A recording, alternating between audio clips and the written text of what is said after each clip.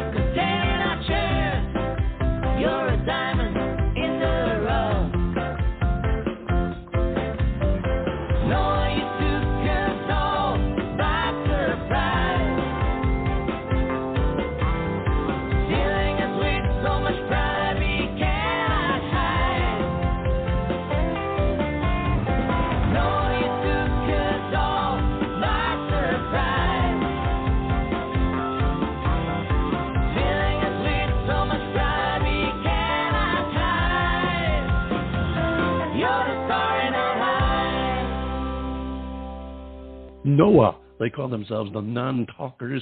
They're comprised of the husband and wife team of Marco and Evita Brantner from Portugal. And you may remember we had them on the show almost exactly a year ago. July 26th of 2020, we had them on the show. And before that, we had them on the show in their previous incarnation as the group Brantner. But now they're called Non-Talkers. And after their very successful first EP release, Pendulum of Time, and just happened to pick up a 2020 Best Indie Band Award from Blue Rhymes Entertainment, they are now ensuring their technically inventive reputation with an emotionally charged single that you just heard called Noah. Suffice to say that Noah's origins came about 5 years ago when Evita was pregnant. She suggested that she and her husband commonly pen a song illustrating their newfound joy of parenthood. The story goes on. Born prematurely 34 weeks, little Noah carried her impatience to meet the world into her everyday personality. And Marco says, we wanted to write a happy song that best depicted her brilliant mind and spontaneous nature. And indeed, the jovial appeal of the record paired with the personal narrative is just a great story. It makes for the non-talkers' greatest tribute to their honorary new member, Noah.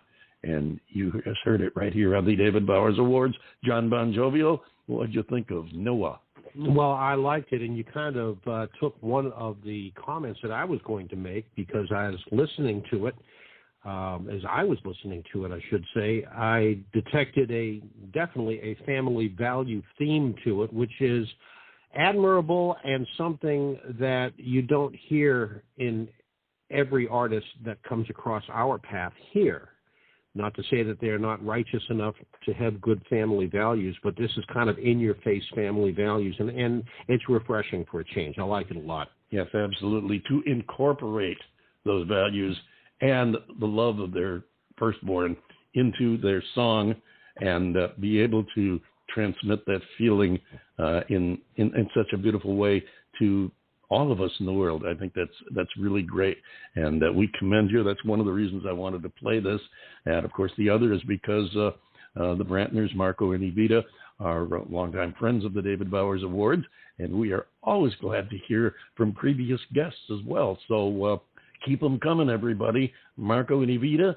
Now I know they've got some new music they're working on, so there's a very good chance that we're going to be able to have them come on in the not too far distant future here on the show, where every show is an award show. You can get to help us pick our awards. So, if you know of an artist or group of artists who deserve a musical salute for whatever they've done, whether it's exceedingly good or exceptionally dumb, whatever. We don't discriminate. We give it to dumb doings as well as good shows too. So don't hesitate. Drop us a line. The email is david@TheDavidBowers.com, and you just tell us who you think is deserving of an award and why. Include a link to their music if you want. That always helps a little bit. We get to hear more new music that way too. And drop it to David@TheDavidBowers.com. We'll take a look at it, and who knows, we may salute them right here on the David Bowers Award. John Bon Jovial, what's new in the swamp this week? Rain. Lots and lots of rain. It has been raining. And raining. I drove over to Fort Lauderdale, Florida yesterday. I'm sorry. And we got rained on the way back there, and we got rained on the way back. And, of course, if you're familiar with the drive over to Fort Lauderdale, that is along the famous Alligator Alley, and it goes right through the Everglades, which is an absolutely magnificent drive. But, oh, my God, it rained. Mm-hmm. I mean, it rained to the point where you can hardly see the front of your car. That's how hard it was raining. And you just want to be thankful it wasn't accompanied by, some hurricane force wind that would have blown you right off there. No, don't say that too loud. I don't want to see Jim Cantori in my neighborhood. I really don't. It is flat and wide open. Yes, it is. Nothing. Well, I don't want the listeners to think there is nothing there. It is an incredibly interesting drive with some stop-offs where you can actually get close to nature as you cross the Everglades. It is a fascinating place. But as far as the drive, it is one long, flat stretch of road, which is, what is it? It's, I forget how long it is. What is it, about 70 miles or so? From the toll booth on the Naples side to the toll booth on the Fort Lauderdale side is 75 miles. And you go through some really interesting woodland on the west side. And then as you get closer and closer to the Broward County line, that's where you encounter the famed River of Grass that John Muir had talked about. And yes, you're right. There are stops along the way, and you can get out and look into the waters, of the Everglades, and you'll see a plethora of wildlife: alligators, herons, blue herons, great herons, and vultures. Oh my gosh, vultures! And now you would think that a vulture, creepy. No, they are amazingly graceful birds.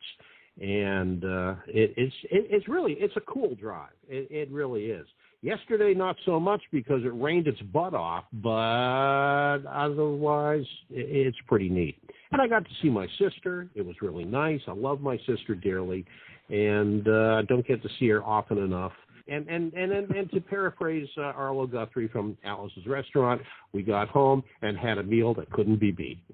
Yeah, that's quite a little story there. And yes, I know the drive. Obviously, I've made it many times. I've also met your sister, and I'm glad that she's doing well. I know she's run into a couple of difficult times recently, as many of us have, and I'm glad to hear that she's doing well. I'm glad to see you made it back. She's doing great.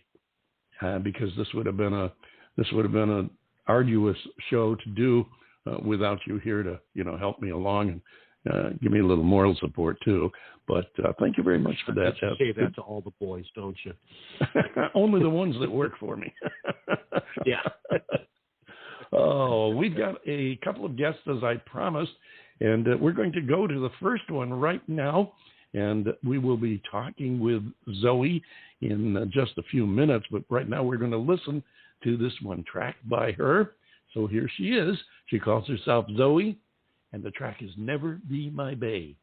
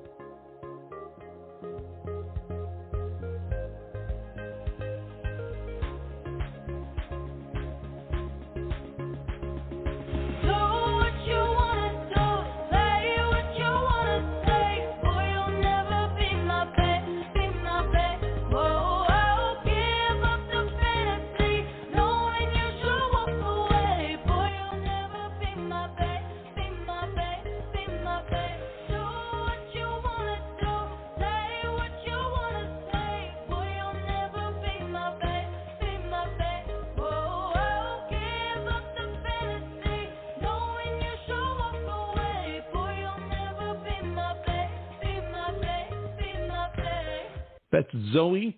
It's called Never Be My Bae, and she is here to talk with us now. Hello, Zoe. Hi. How you doing? I'm good. How are you? Doing just fine, thank you. So glad you could join us here today. Great tune you've got there. It's really a contemporary sound. It fits right in, and I know that is getting some listens. Tell us a little bit about you, because I know a lot of my listeners aren't familiar with you. And I know that you were born in the eastern hills of Kentucky. According to what I hear, you came into this world singing. But from there on, what happened? How did you get, how did you get to where